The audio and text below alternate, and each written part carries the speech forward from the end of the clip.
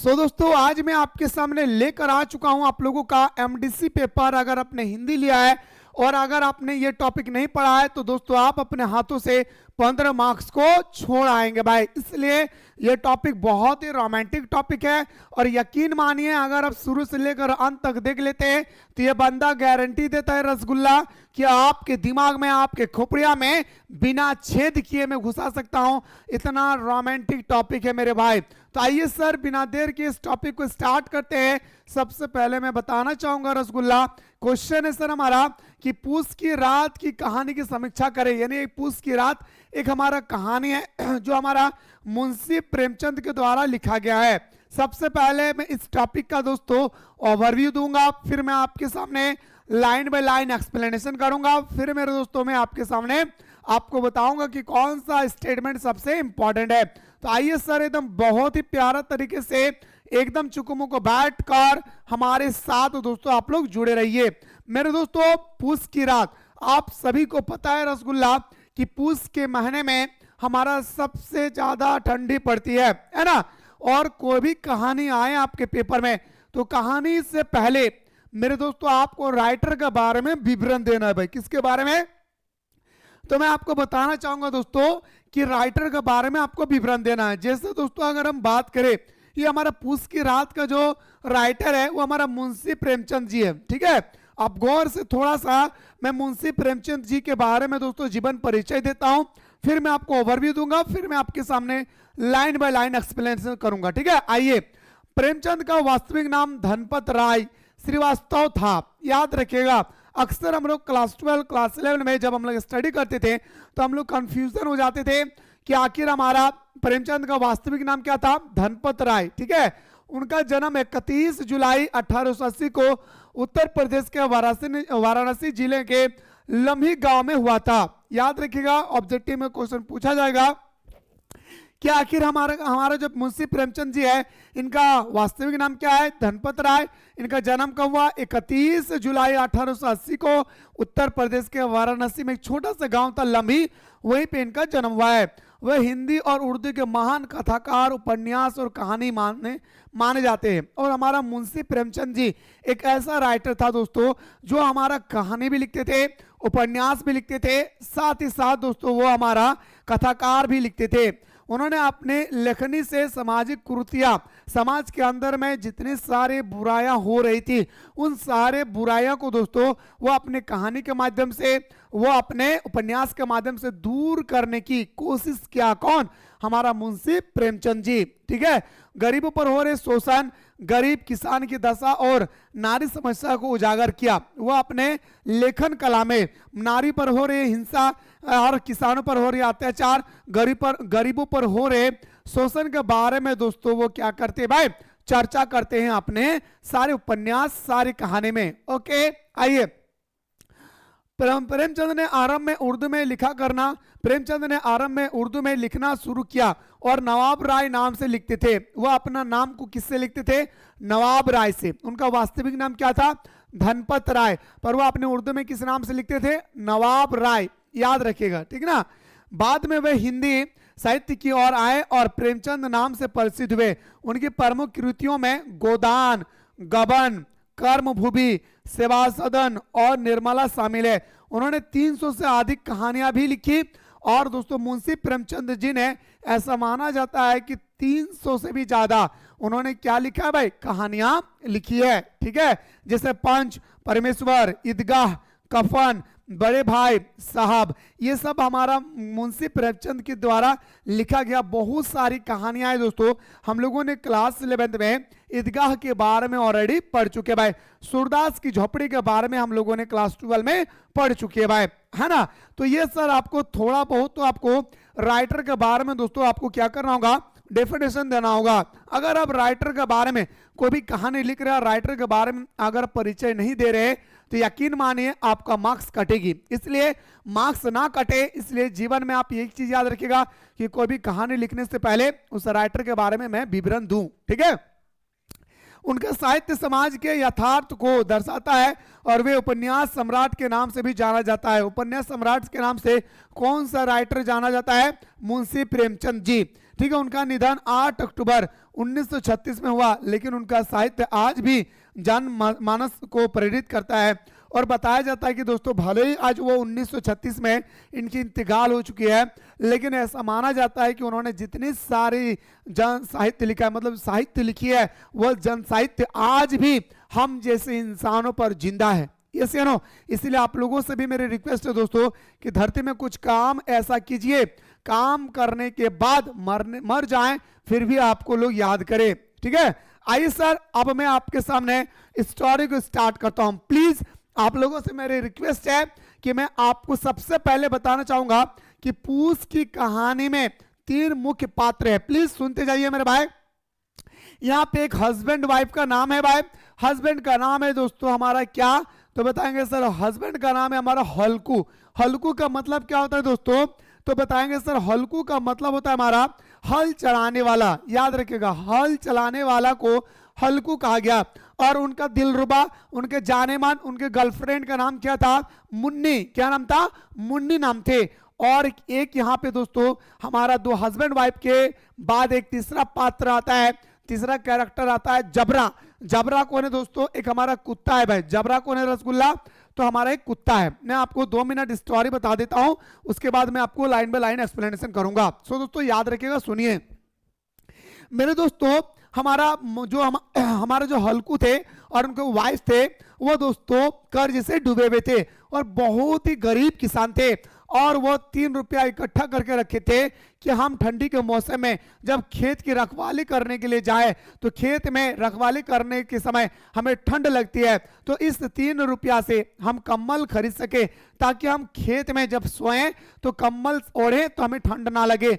लेकिन दोस्तों एक दिन क्या होता है, अचानक साहूकार आते हैं हमारा हल्कू के घर में। और उसी समय मुन्नी जो है वो झाड़ू लगा रही थी। झाड़ू लगाते लगाते हमारा हल्कू आए और हल्कू कहने लगे, मुन्ने मुन्ने मुन्ने क्या हुआ, क्या हुआ, मुन्ने साहूकार आया है, 3 रुपया जो रखे है ना दे दो।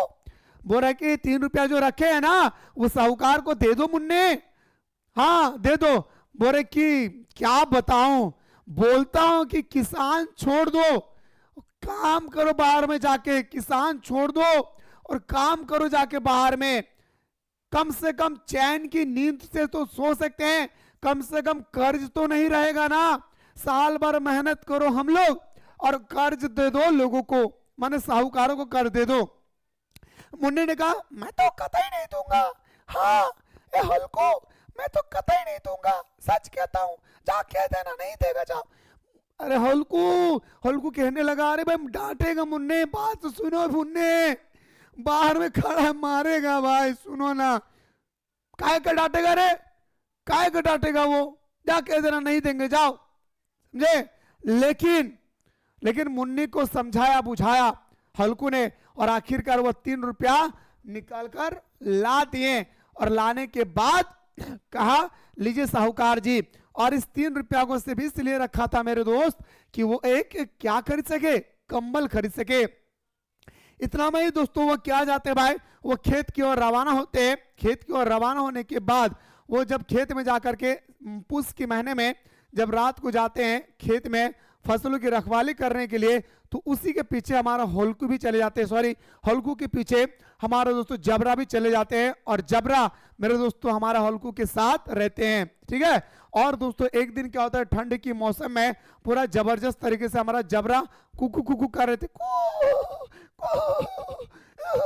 इस तरह से कर रहे थे। कौन, हमारा जबरा। क्यों, क्योंकि दोस्तों जबरा अपने दुम को हिलाते हुए ये प्रेरित कर रहे थे कि मुझे ठंड लग रहा है मालिक साहब, मुझे ठंड से बचा लो। लेकिन मेरे दोस्तों हल्कू उठते हैं खटिया से और कहते हैं, अरे जबरा तुम्हें कौन आने के लिए कहा, अरे जबरा पगला तुम्हें कौन आने के लिए कहा, देखो आप ठंड से मरो, ठंड से मरो, मेरे पास एक चादर है, मैं किसे ओढ़ाऊं, ठीक है। और दोस्तों बहुत लॉन्ग स्टोरी है, मैं आपको शॉर्ट में बताता हूं। एक दिन फिर क्या होता है दोस्तों कि रात नहीं कट रही है, बार बार हमारे हल्कू को ठंड लग रही है। ठंड के मौसम में दोस्तों ठंड नहीं तो क्या गर्मी लगेगी। इतना ही में दोस्तों आंख देर रात में आंख खुलते हैं, खुलने के बाद हमारे जबरा से कहते हैं जबरा चलो हम लोग को थोड़ा सा एक जो हमारे यहाँ पे इलाका है उस पर हम लोग जाइए, झाड़ू के माध्यम से जितने सारे पत्ता गिरा हुआ है उन सारे पत्तों को हम लोग उठाएंगे और उठा करके हम लोग क्या करेंगे उस पर आग लगाएंगे। कम से कम हमारे शरीर में हमारे बदन में थोड़ा सा तो गर्मी होगी। फिर दोस्तों आग लगाने के बाद आग को तापने के बाद जब सोने गया तब देखते जबरा दोस्तों खेत की ओर रवाना होते हैं। रवाना होने के बाद वो खेत नील गाय आकर के वो खेत पूरी तरह से चढ़ जाते हैं और जितनी फसल थी दोस्तों वो पूरी तरह से नष्ट हो जाते हैं। और नष्ट हो जाने के बाद हमारा जो हल्कू है दोस्तों, हल्कू वो बार बार दोस्तों आराम से सो रहे,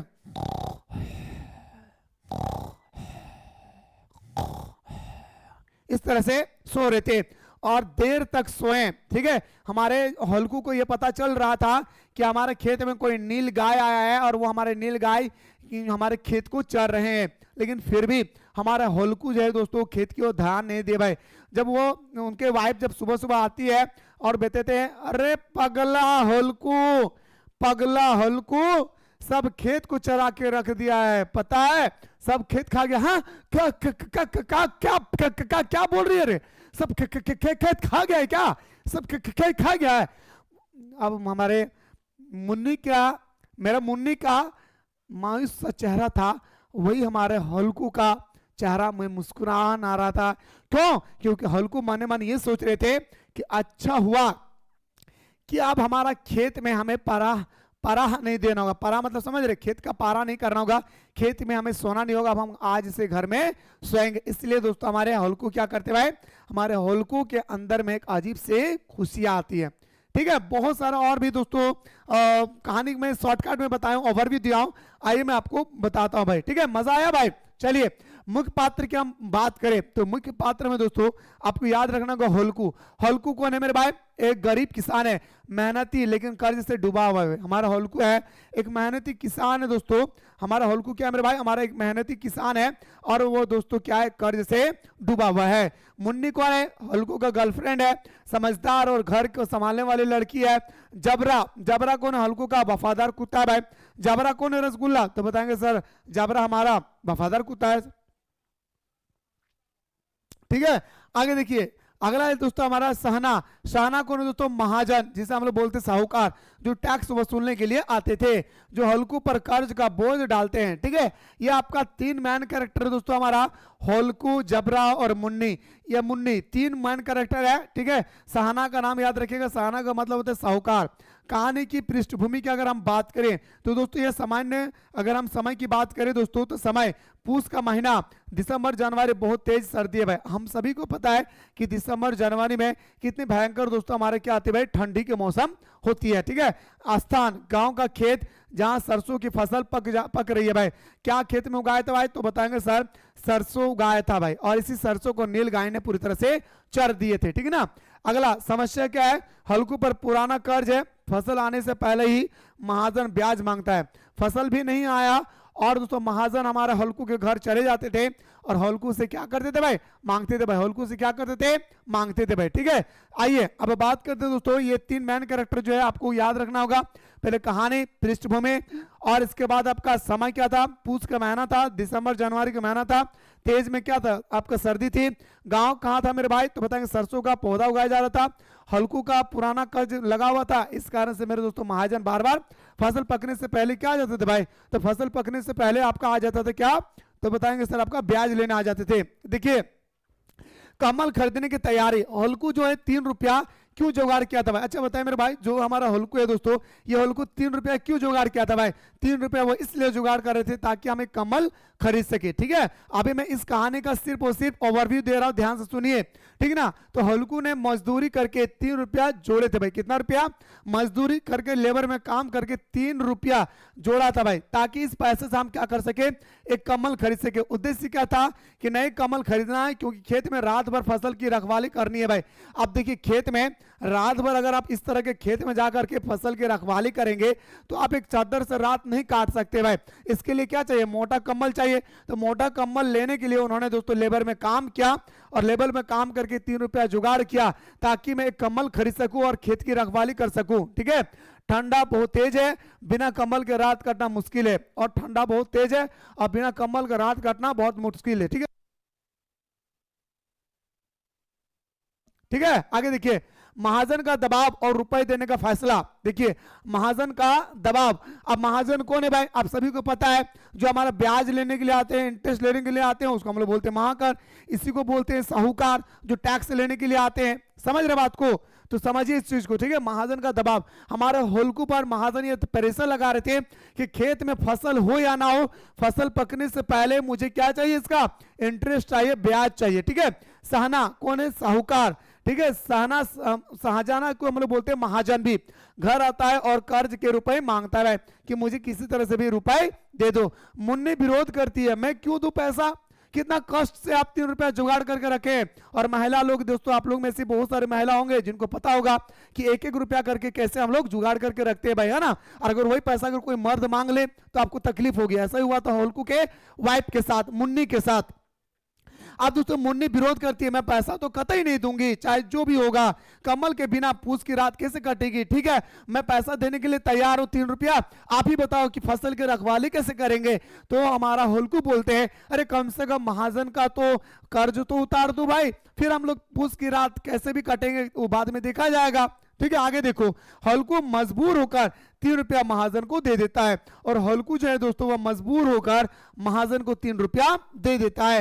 हल्कू का दिल टूट जाता है भाई, 3 रुपया कितना कष्ट से रखा था कि मैं एक चादर खरीद सकूं, और सॉरी एक कंबल खरीद सकूं, और उस कंबल से क्या करूं? हम फसल की रखवाली करें। लेकिन दोस्तों नहीं कर पाया। क्यों? क्योंकि दोस्तों महाजन आया और 3 रुपया वो दे दिए साहूकारों को, जिससे उनका दिल टूट गया, जैसे अपना खून दे रहा है। वो 3 रुपया देते समय ये सोच रहा था कि मैं अपने शरीर का ब्लड निकाल के किसी को दे रहा हूं। ठीक है, आगे देखिए दोस्तों, कहता है खेत में रखवाली की रात शुरुआत। अब जब हमारा नया नया दोस्तों खेत की जब शुरुआत होती है, जब फसल लगाने के बाद जब हम जाते हैं ठंडी के मौसम में पूछ के रात में हम अपने खेतों की रखवाली करने के लिए, तो हल्कू पुराने फटे कंबल के साथ जबरा को लेकर खेत जाता है। और जबरा कौन है दोस्तों? आप सभी को पता है, ये हमारा कुत्ता है भाई, जबरा। जो कुत्ता का नाम क्या था मेरे भाई? जबरा नाम था। इस चीज को याद रखिएगा। ठीक है, कुत्ता का नाम क्या था भाई? जबरा। ठीक है ना, गौर से सुनिएगा। तो हल्कू पुराने फटे कंबल के साथ जबरा को लेकर खेत जाते हैं। यहां पे लिखा है कि जबरा को लेकर खेत जाते हैं, जबकि कुत्ता को लेकर कोई जाता नहीं भाई। कुत्ता ऑटोमेटिक अपने मालिक के साथ क्या करता है भाई? वो चले जाते हैं भाई। ठीक है, लगता हूं तो ठीक है। तो हल्कू पुराने, ठीक है, ध्यान से देखिएगा, हल्कू पुराने फटे कंबल के साथ जबरा को खेत लेकर जाता है। फसल सरसों की है। किसकी फसल है भाई खेत में? खेत में किसके फसल लगा हुआ है? सरसों का फसल लगा हुआ है, ताकि इस फसलों को बेचकर हम अपने परिवार का भरण पोषण कर सके। लेकिन दोस्तों कौन जानता है कि हमारे नीलगाय आके खेत में चढ़ जाएगी। फसल सरसों की है, नीलगाय आया, नीलगाय के बारे में आपको पता ही होगा, बार बार खेत में घुसकर फसल खा रही है। रात बहुत ठंडी है, हवा तेज है, हड्डियां तक ठिठुर रही है। आप ठंडी के मौसम में दोस्त थोड़ा सा सोचिए कि अगर आपके पास आपके बदन में अगर कम्बल ना हो, कम्बल नहीं है, तो मेरे दोस्तों आप सोचिए कि अगर आपका ठंडी के मौसम में अगर खुले आसमान पे रखा जाए तो आपका बॉडी का हाल क्या होगा। वैसा ही हुआ था हमारा हल्कू के साथ। रात भर ठंड की ही संघर्ष है, पूरे रात भर क्या भाई? ठंड और संघर्ष है। क्या? पहला हम अपने ठंड से लड़ना है, दूसरा हम खेत की भी रखवाली भी करना है। हल्कू कंबल ओढ़कर लेटता है लेकिन ठंड से कांपता रहता है। मैंने आपको बताया स्टार्टिंग में ही कि हल्कू क्या करता है? ठंड के मौसम में वो भले ही खटिया में जाकर के सोते हैं, लेकिन दोस्तों उनका बदन पूरी तरह से इस तरह से थर थर कांप रहे थे। बार बार वो उठता है। क्यों? क्योंकि ठंड में अगर आपके पास कंबल ना हो, चादर ना हो, तो आपको नींद ही नहीं आएगी मेरे दोस्त। बार बार उठता है, पत्तियां इकट्ठा करके आग जलाने की कोशिश करता है। और वो एक समय क्या करते हैं दोस्तों कि पत्तियां को उठाते हैं, पत्तियां को क्या करते हैं मेरे भाई? पत्तियां को उठाते हैं और सारे पत्तियां को दोस्तों उठा करके वो क्या करते हैं? आग जलाते हैं। और उस आग से उनको क्या मिलता है भाई? हीट मिलती है। ठीक है, आग जलते ही तो बुझ जाती है, ठंड और बढ़ जाती है। अब आग जलाते हुए पत्ता का आग कितना देर तक रहेगी भाई? पत्ता का आग जो है वो कितना देर तक रहेगी? अब आग पूरी तरह से बुझ जाते हैं, फिर से वही ठंडा आ जाती है। और आप सभी को पता है कि ठंडी के मौसम में रात कितनी हमारे लंबी होती है। और जबरा भी ठंड से सिकुड़कर हल्कू से चिपक जाता है। और एक समय ऐसा आता है दोस्तों कि जो हमारा जबरा है, जबरा भी ठंड से चिपक जाते हैं दोस्तों, किसके साथ? होलकू के साथ। होलकू नीलगाय को भगाने के लिए ठंडा डंडा लेकर दौड़ता है। अब हमारा जो होलकू है दोस्तों, वो होलकू जो है वो हमारा नीलगाय को भगाने के लिए वो दौड़ते हैं कहां पे? तो बताएंगे सर खेत की ओर दौड़ते हैं, भागने लगते हैं। लेकिन ठंडा ढकान और ठंड से कमजोर पड़ जाता है। लेकिन दोस्तों ढकान और कमजोर पड़ जाता है भाई। क्या पड़ जाता है रसगुल्ला? कमजोर पड़ जाती है। क्या पड़ जाता है भाई? कमजोर पड़ जाता है। कौन? हमारा होलकू। होलकू के मन के विचार क्या था मेरे भाई? होलकू के मन का विचार सोचता है काश आज नया कंबल होता। अब हमारे होलकू सोचने लगा काश हमारे पास अगर नया कंबल होता तो हमको इतना ठंडा नहीं लगता, है ना। गरीबी और कर्ज जाल पर दुखी होता है भाई। गरीबी और कर्ज जाल पर पूरी तरह से दुखी होता है। ठीक है, आगे देखिए, खेती छोड़ मजदूर करने का विचार आता है। खेती को छोड़कर हम मजदूर करेंगे। अरे कम से कम रात भर खुले आसमानों में तो मुझे सोना नहीं पड़ेगा ना। हम नहीं सोएंगे खुले आसमान पर, हम मजदूर करने के लिए तैयार है। पर हम रात भर ठंडी के मौसम में खेत पर जा करके नंगे आसमानों पर हम सो नहीं सकते हैं। लेकिन पता है हालात वैसा ही रहेगी। ठंड से परेशान होकर सोचता है कि मौत भी इससे बेहतर है। और दोस्तों ठंड इतनी भयंकर चल रही है, ठंड इतना खतरनाक चल रहा है कि ठंड से हमारे होलकू धीरे धीरे सोचने लगता है कि इससे बेहतर तो हमारी मौत है, इससे बेहतर तो हमारी मौत है साहब। कौन इतना दर्द भरी जिंदगी से जी रहा होगा? खुले आसमान में ठंडी के मौसम में कंबल ओढ़ते हैं तो हमें ठंड लगती है। सोचो वो पल कैसा होगा जब हमारे पास कंबल ही ना हो, खुले आसमान में हो। समझ रहे? ऐसा कहानी था दोस्तों हमारा पूस की रात। ये मैंने आप लोगों को ओवरव्यू दिया हूं। मैन कैरेक्टर क्या है, क्या विचार था, किस प्रकार था, इसके बारे में आपको बताया। आगे देखिएगा, सुबह होने पर स्थिति। रात भर जागने के बाद सुबह होते ही नीलगाय ने काफी फसल नष्ट कर दी। फसल बहुत कम बची थी। अब दोस्तों फसल पूरी तरह से नीलगाय ने नाश कर दी थी। अब फसल पूरी तरह से खा दिया था दोस्तों। कौन? हमारा नीलगायों ने। कहानी की मार्मिक अंत। हल्कू उदास होने की बजाय खुशी मना रहे थे भाई। पता है क्यों? क्यों खुशी मना रहे थे पता है? मैंने आपको स्टार्टिंग में बताया। हल्कू उदास होने की बजाय खुशियां हो जाती है। कारण फसल कम होने से लगान, कर्ज कम, बोझ भी कम लगती है। बोल रहे कि फसल कम होगी ना, फसल अगर मेरा कम होगा तो हमें टैक्स भी कम देना होगा, ब्याज भी हमें कम देना होगा। इसलिए हमारा होलकू क्या करे, नाराज, उदास के बजाय वो खुशियां मना रहे थे। ठीक है, वो सोचता है कि आप तो कुछ दिन आराम से सो सकूंगा। यह खुशी वास्तव में मजबूरी और हताश का प्रतीक है। और ये जो हमारा होलकू के पास जो खुशियां है, ये दोस्तों मजबूरी और वास्तव में अगर हम बात करें हताश का क्या भाई प्रतीक है। किसका भाई? हताश का प्रतीक है। तो ये था सर हमारा कहानी का no main topic no main आपका पैराग्राफ, जो दोस्तों मैं आपको सामने अभी सिर्फ और सिर्फ आपको मैं दिया क्या भाई ओवरव्यू दिया हूं। ठीक है, अब दोस्तों मैं आपको स्टोरी स्टार्ट करता हूं। एक बार बता दीजिए क्या दोस्तों कहानी को मैं शुरू से लेकर अंत तक जो मैं ओवरव्यू दिया हूं, क्या आप लोगों को ओवरव्यू के बारे में समझ में आ गया है? तो कमेंट सेक्शन में दबा के कमेंट करें कि सर आपने अभी तक जो कुछ भी बताया सर वो सारा चीज हम लोगों को समझ में आ गया है। अब आइए सर, अब हमारा मुख्य पात्र शुरू होती है दोस्तों बेहतरीन तरीके से। अब आप लोगों को देखना है भाई। ठीक है, गौर से देखिए, मैं लाइन बाय लाइन एक्सप्लेनेशन कर रहा हूं ताकि दोस्तों आपको कहीं भी कुछ भी तकलीफ ना हो भाई। ठीक है, आइए। हल्कू एक गरीब किसान जिसका नाम हल्कू है। याद रखें हल्कू कौन है भाई? जो एक गरीब किसान, याद रखें हल्कू कौन है भाई? एक गरीब किसान जिसका नाम हल्कू है। हल चलाने वाला हल्कू किसे बोलते भाई? मैंने आपको स्टार्टिंग में बताया, हल चलाने वाला को हल्कू बोलते हैं। लेकिन उसका शरीर भारी भरकम है। और दोस्तों हल्कू जो थे वो थोड़ा मोटापा था भाई। क्या हल्कू जो थे दोस्तों वो क्या था? मोटापन था। ठीक है, यह विडंबना कहानी की शुरुआत में ही दिखाई जाती है। और जब हमारी स्टोरी स्टार्ट होती है उसी समय बताया जाता है कि हमारा जो हल्कू है ये गरीब किसान है, ये एक जो है मजबूती किसान है और ये मेहनती करने वाले हैं।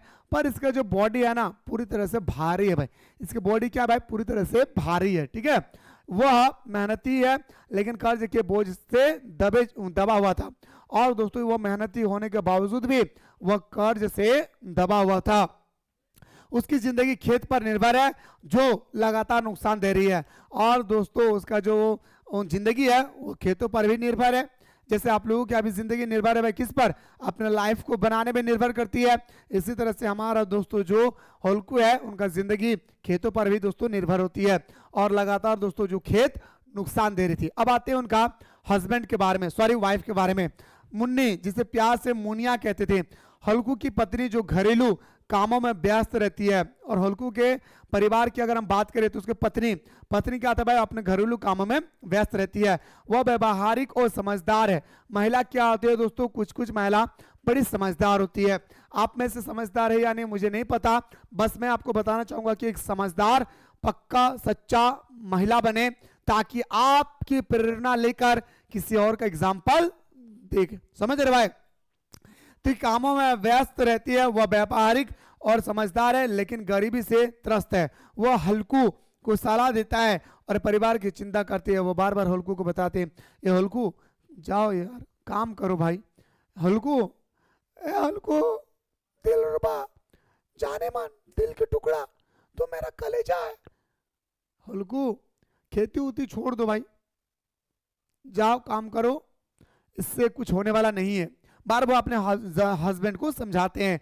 जबरा हल्कू का वफादार कुत्ता है जो खेत की रखवाली में साथ देती है भाई, ठीक है। वह ठंड में हल्कू के साथ बनकर उसकी एकाकिता को कम करती है।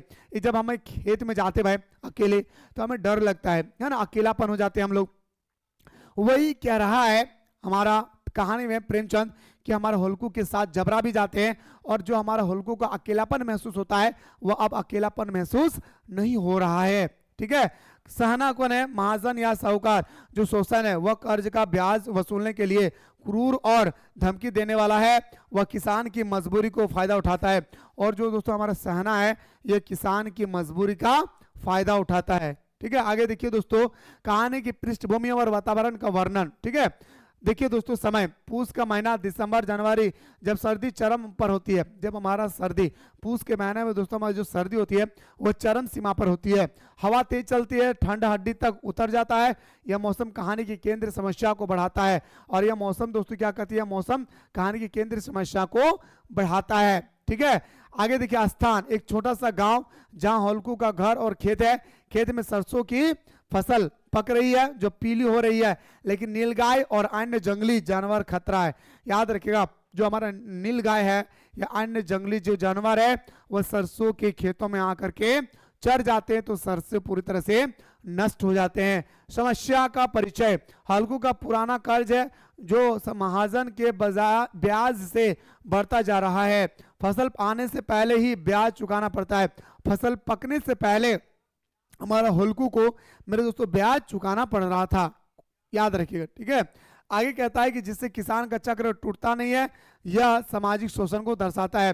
परिकेतनात्मक तत्व की बात करें, पूस की रात प्राकृतिक की क्रूरता का प्रतीक है जो गरीब किसानों की जिंदगी की कठोरता को प्रतिबिंबित करती है। याद रखिएगा दोस्तों ये स्टोरी के बारे में आप सभी को बहुत ही प्यारा तरीके से समझ में आ गया होगा। बहुत ही रोमांटिक स्टोरी है दोस्तों, बहुत ही मजेदार स्टोरी भी है, इसे आप लोगों को ध्यान से देखना चाहिए। तीसरा पात्र की अगर हम चले तो कम्बल खरीदने की तैयारी और पारिवारिक चर्चा। ये जितना रेड कलर का आप लोग देख रहे हैं ये आपका हेडिंग है भाई, और हेडिंग हमेशा बीचों बीच में होता है, ऐसा नहीं कि साइड में, ठीक ना। हल्कू ने कड़ी मेहनत से मजदूरी करके ठीक 3 रुपए जोड़े भाई। हल्कू एक गरीब किसान है भाई, वो गरीब किसान खेत की रखवाली करने के लिए उन्हें कम्बल चाहिए, ठंडी का मौसम आ रही थी तो उन्होंने कहा चलो भाई हम लेबर में काम कर लेते दिन में और काम करके 3 रुपया जुगाड़ कर लेते हैं, इससे हम कम्बल खरीद के आसानी से खेत की रखवाली हम कर सकते हैं, ठीक है। आगे देखिए ये रुपए उसके लिए बहुत ही मूल्यवान थी। और दोस्तों गरीबों के लिए ये 3 रुपए क्या भाई बहुत ही मूल्यवान थी, बहुत ही महत्वपूर्ण है, ठीक है। उद्देश्य नया कम्बल खरीदना, और क्योंकि खेत में रात भर फसल रखवाली करनी पड़ती है, पुराना कमल फटा पुराना है और बेकार हो चुका है, इसलिए हमारा हल्कू चाहते थे कि इन 3 रुपया से मैं एक अच्छा सा कम्बल खरीद सकूं, जिस कम्बल को ओढ़ के मैं सारी फसलों की रात भर रखवाली कर सकूं। ठीक है। ठंड का प्रभाव, पूस माह की रात इतनी ठंड होती है कि बिना कंबल के सोना असंभव है। हल्कू पहले से ही ठंड से परेशान है, और अगर आपके उनके पास अगर कंबल नहीं होगा तो वो और परेशान हो जाते हैं भाई। कौन? हमारा हल्कू। मुन्नी का संवाद, अब मुन्नी मैसेज भेजती है भाई। ठीक है। मुन्नी घर में झाड़ू लगा रही थी, अभी स्टार्टिंग में बताया मुन्नी इस तरह से झाड़ू लगा रही थी। ठीक है। झाड़ू लगा रही होती है, वो हल्कू से कहती है कि रुपए बचाकर कंबल लाना चाहिए, क्योंकि फसल पर तो रुपए दे दोगे, अभी तक कंबल जरूरी है ना। यह दृश्य दाम्पत्य जीवन की सादगी और चिंता से दिखता है। नहीं, आप हमारे मुन्नी कहते हैं, ये हमारे हस्बैंड, ए मेरे दिलरुबा जाने मन दिल की टुकड़ा, आप इस 3 रुपए को साहूकारों को मत दो। जब फसल आएंगे उनको कह दो, जब फसल आएंगे तो उनको 3 रुपया दे देंगे हम लोग, लेकिन फिलहाल अभी ये 3 रुपया से आप कंबल खरीद के लाएं। लेकिन मुन्नी इतना समझाने के बावजूद भी हमारा जो हल्कू है वो हल्कू बताते हैं कि मुन्नी अगर हम 3 रुपया अभी नहीं देते हैं ना तो वो मुझे डांटेंगे, गाली देंगे, मारेंगे, पीटेंगे, पर जाओ जो करना है सो कर लेना। मुन्नी इतना हिम्मत बढ़ाकर कहते हैं। ठीक है। आगे देखिए दोस्तों, आगे देखिए, महाजन का आगमन और रुपए देने का फैसला, मजबूरी का चित्रण। ठीक है। ध्यान से देखिए, सहना घर पर आता है और कर्ज के ब्याज के रूप में मांगता है। बोले दे दो ब्याज, दे दो, जल्दी से ब्याज दे दो। ठीक है। कौन? सहना कह रहा है। महाजन वह गलियां देने और धमकाने को तैयार रहता है, नहीं देगा तो धमका रहा है। महाजन गरीब किसानों को धमकाते हैं, यहां तक कि गालियां भी देते हैं भाई, गालियां भी बक देते हैं। मुन्नी का विरोध, मुन्नी तर्क देती है, 3 ही तो रुपए है, दे दोगे तो कंबल कहां से आएगा? 3 ही तो रुपए है, अगर दे दोगे तो कहां से आएगा? ठीक है। पूस की रात खेत में कैसे कटेगी? और पूस की जो रात है वो खेत में कैसे कटेगी? कौन कह रहा है? मुन्नी। फसल आने पर तो दे देंगे ना। बोले मुन्नी कह रही कि जा बोल दो, फसल आएंगे तो हम 3 रुपए दे देंगे। वो हल्कू को समझाती है कि महाजन को टालना चाहिए, लेकिन महाजन गाली देने के लिए तैयार है, धमकी देने के लिए तैयार है, लेकिन मुन्नी की बात सुनने के लिए तैयार नहीं है।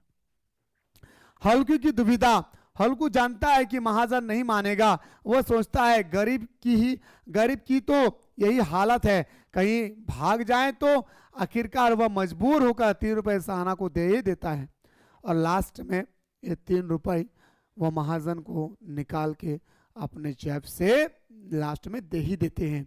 भावनात्मक प्रभाव, हल्कू का दिल टूट जाता है। अब जो हमारा हल्कू है दोस्तों, उनका दिल पूरी तरह से टूट जाता है। प्रेमचंद लिखते हैं, मानो अपना हृदय निकाल कर दे रहा है। जब हमारे साहूकार दोस्तों, सॉरी, हमारा जब हल्कू जब 3 रुपए अपने जेब से निकाल कर दे रहे हैं ना भाई सहना को, महाजन को, तो वो ऐसा प्रतीत हो रहा है, हमारा हल्कू का दिल लग रहा है कि मैं अपने दिल का टुकड़ा अपने हृदय को निकाल कर दे रहा हूं। ऐसा लग रहा है जैसे मैं अपने शरीर के ब्लड को निकाल के दे रहा हूं। ठीक है। आगे देखिए, यह दृश्य किसान की असहायता और शोषण को गहराई से चित्रित करता है। कमल का सपना टूट जाता है।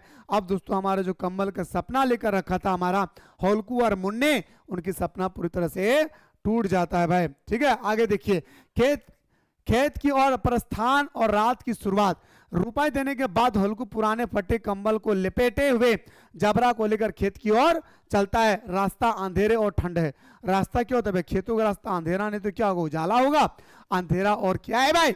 हमारा पूरी तरह से ठंड से भरी हुई है। ठीक है।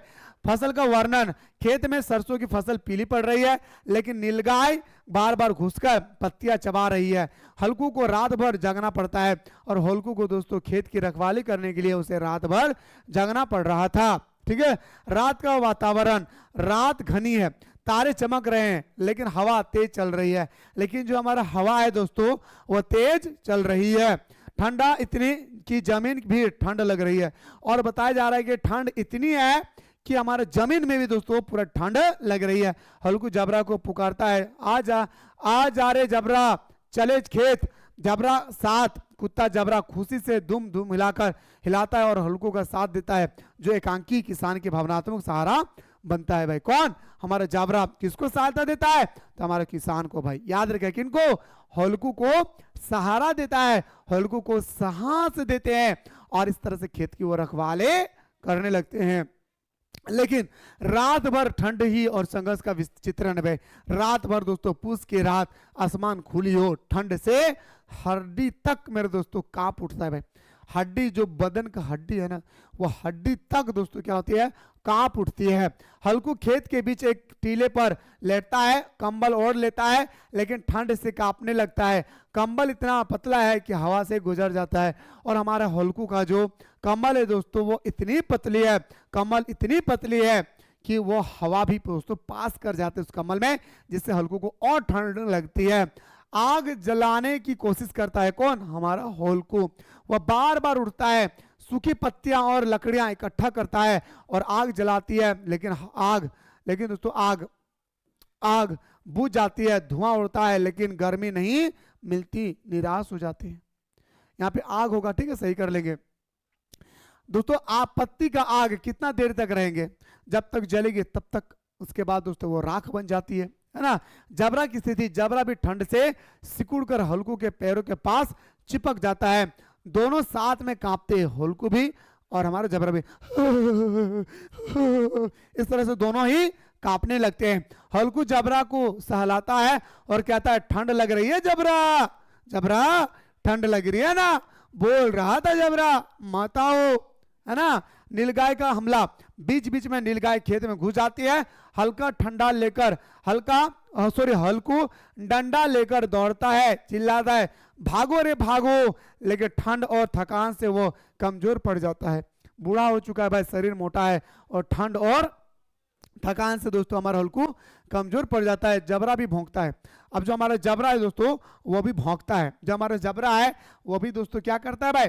भौंकता है, ठीक है, लेकिन ठंड से सुस्त हो जाता है। लेकिन दोस्तों क्या होता है भाई? ठंड से सुस्त हो जाते हैं, शरीर पीला पड़ जाता है भाई।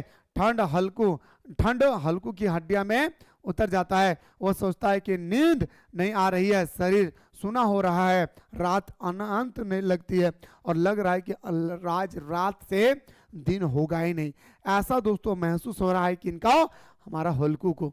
ठीक है, आगे देखिए। हल्कू के आंतरिक विचारों और मनोदशा, भावनात्मक क्या था भाई? कमल का पछतावा। हल्कू को क्या हो रहा था भाई? कमल का पछतावा हो रहा था। ठीक है, हल्कू सोचता है, काश आज नया कम्बल होता तो यह रात कैसे कटती, वह रुपए ना देने का अफसोस करता। काश अगर हम पैसा नहीं देते तो इस पैसे से हम कम्बल खरीद के लाते, कितना मजे से मेरे रात कटती, है ना। गरीब और कर्जदार पर चिंतन। वह गरीब के चक्र पर दुखी होता है। खेती करके क्या होगा? महाजन लगान सब कुछ ले ही जाते भाई, लील जाएगी, है ना, ले जाएगा, ठीक है, ले जाएगा। ठीक है, बोले कि महाजन लगान सब कुछ ले जाएगा, मजदूरी कर लूं, लेकिन जानता है कि मजदूरी भी यही हाल देगी। वो भी बोल रहा है कि मजदूरी भी यही हाल देगी जैसे हमारा किसान दे रही है अभी। आगे देखिए। हताश का चरम। ठंड से तंग आकर सोचता है, मौत आ जाए तो अच्छा होता। अब हमारे हल्कू सोच रहा है कि अगर मौत आ जाता ना भाई तो अच्छा होता। ठीक है, कितना परेशानी से जूझ रहा था मेरे दोस्त की मौत का मांग कर रहा था। इससे तो बेहतर है वह जीवन की निरर्थकता पर विचार करता है। प्रतीकात्मक विचार। प्रेमचंद के माध्यम से हल्कू का मन किसान वर्ग की सामूहिक पीड़ा को प्रतिबिंबित करता है। शोषण, प्रकृति के मार और सामाजिक अन्याय। सुबह और आगमन का फसल। देखिए दोस्तों, क्या आप लोगों को यहां तक समझ में आया? जल्दी से कमेंट सेक्शन में एक बार दबा करके कमेंट करें कि सर हाँ, हम लोगों को यहां तक समझ में आ गया भाई। क्या आप लोगों को मजेदार तरीके से समझ में आ रहा ना भाई?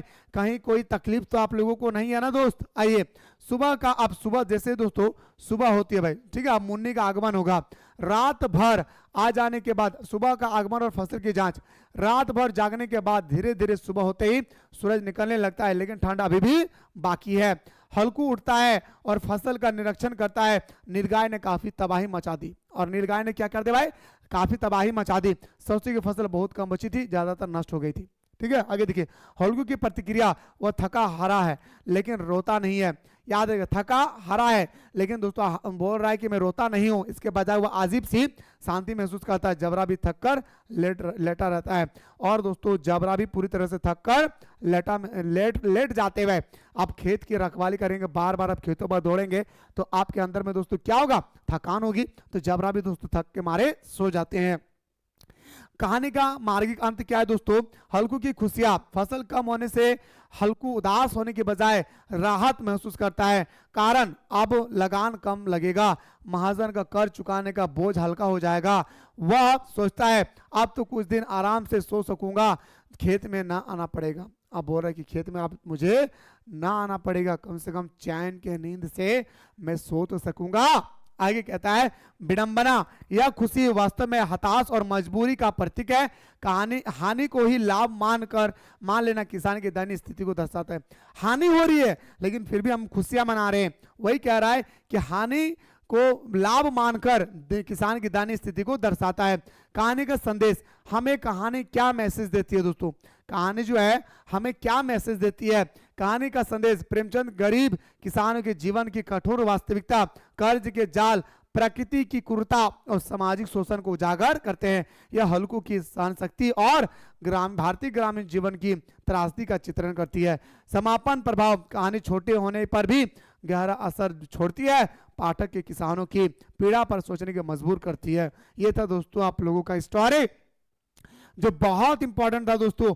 आपके पेपर में यह क्वेश्चन आपको D2 देखने को मिलेंगे।